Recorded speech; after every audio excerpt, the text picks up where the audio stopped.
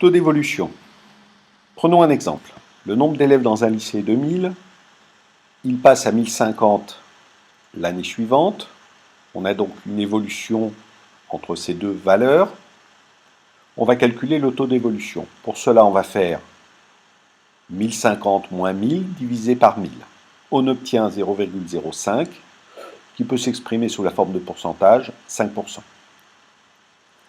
On retient donc que pour calculer le taux d'évolution, on calcule la valeur d'arrivée moins la valeur initiale divisée par la valeur initiale. On retient aussi que si le taux d'évolution est positif, on a une croissance. Si le taux d'évolution est négatif, il y a décroissance. Reprenons un exemple. Le prix d'un article est de 120 €. On le solde à 90 €.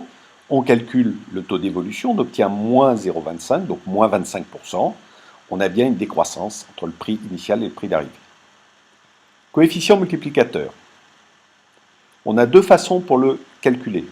Première méthode, à partir du taux d'évolution, c'est 1 plus le taux. Deuxième méthode, à partir de la valeur initiale divisée par la valeur d'arrivée. Donc, en l'appliquant à l'exemple précédent, ça nous donne deux façons de calculer. 1 plus 0,05, deuxième méthode, 1050 divisé par 1000, on obtient 1,05 qui s'appelle le coefficient multiplicateur.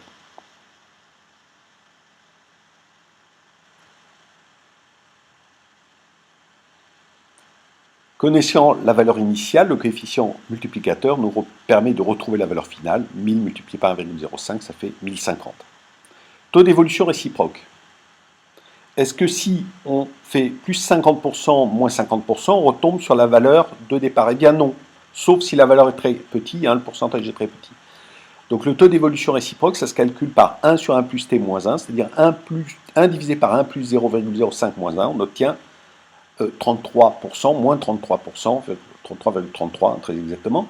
Et cette fois, 100 €, on passe à 150 après une augmentation de plus 50 et à 100 € après moins 33,33%.